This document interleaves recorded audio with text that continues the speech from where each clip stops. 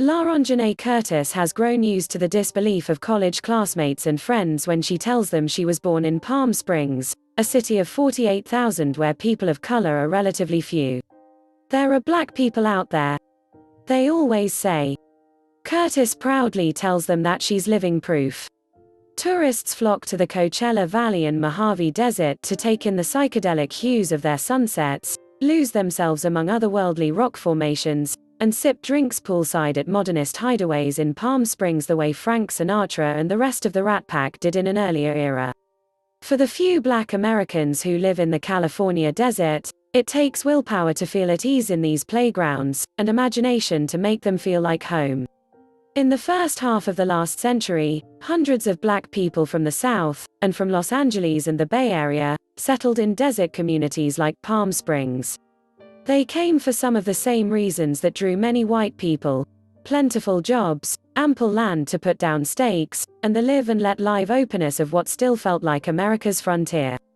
But the picture-postcard settings and air of possibility masked an uglier reality for black newcomers.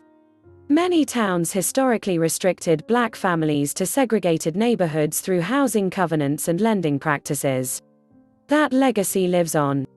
Today, the presence of an established black community isn't obvious when driving through Curtis' hometown, where low-lying houses hide behind Moorish-style screens, meticulously kept cactus gardens look as untouchable as jewelry displays, and locals ride around their condo complexes in golf carts designed to resemble Mercedes and Rolls Royces. Most black residents live far from the carefully constructed fantasy visitors see.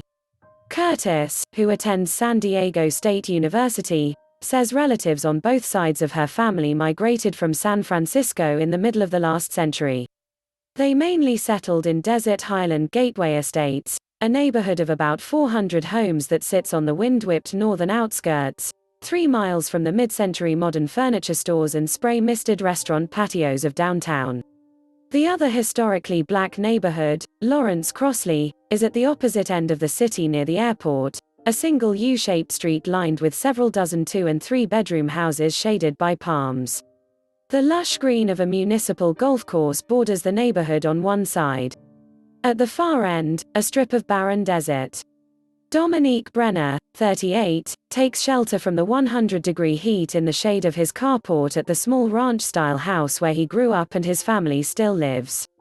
Brenagh says his father's relatives moved to Palm Springs in the 1950s from Louisiana in part to escape the segregation and violence of the Jim Crow era.